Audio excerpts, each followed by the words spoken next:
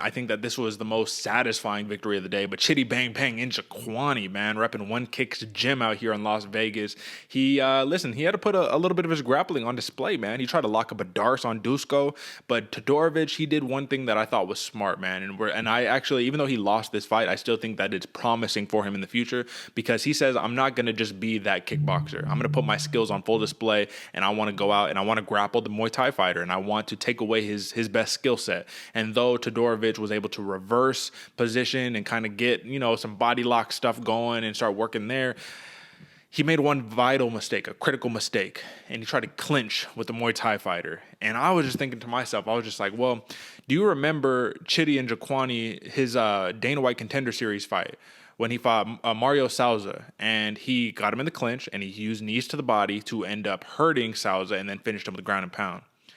I was like, why would you voluntarily put yourself in the clinch with Chidi when that's exactly what he did? He used the knees, and then Dusko turned his back to him, I'm guessing because he didn't want to take no more knees like that. Next thing you know, elbow over the top, Matt Brown style, and that was out, man. That was pretty much a hellbow right there, right? That was very, very reminiscent to the immortal Matt Brown.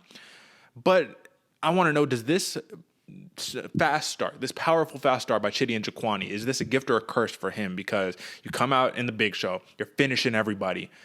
You're going to get an opponent, you know what I mean, where you're not going to be able to finish them. And what are you going to do over those 3 rounds? That's the next big question. So is this a gift and a curse for Chidi Bang Bang Njokuani? Very much so, Derek, because he's getting put up in the spotlight, and it's right now the season of the UFC, like how everything's unfolding. You start making fast turnarounds, you start finishing people fast, you're going to be in a main event pretty damn quick against a dude who has been a dog for so many years. So very much a gift and a curse for Chidi Njokuani right here, because this dude, he, like you said, finishing people, looking beautiful in there, elbows coming left and right, man. This guy knows exactly what to do. Now the thing is, they're going to pair him up with an absolute savage next, and I'm very excited to see, because that's the real test. That's where we really start to see these guys. I'm sure they're going to give him somebody past the gatekeeper just in case he is, able to get past that one. If not, he'll fall back to the gatekeeper. I love the way the UFC sets this kind of stuff up, because he's going to be fighting an absolute savage. Gift and a curse for Chidi, man. Is he up to the test to really face the next level of competition? Because I know there's going to be a level after that and a level after that. Once he does, how far can this dude go within the next year? We'll see. But I'm excited because I think he can go pretty far. But it is going to be a hell of a test.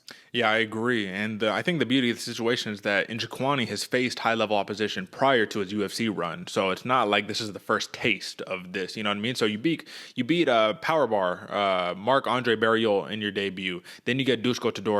Okay, so you had a wrestler, and then you had a kickboxer who can grapple too. You finished both of them.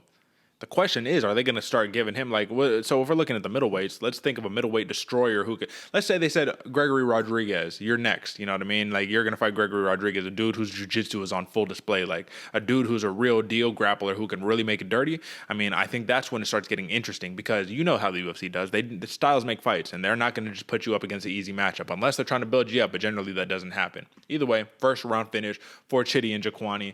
Kind of easy to call, but listen, we hit on the under at -160 right there, so the odds makers were in a good spot too.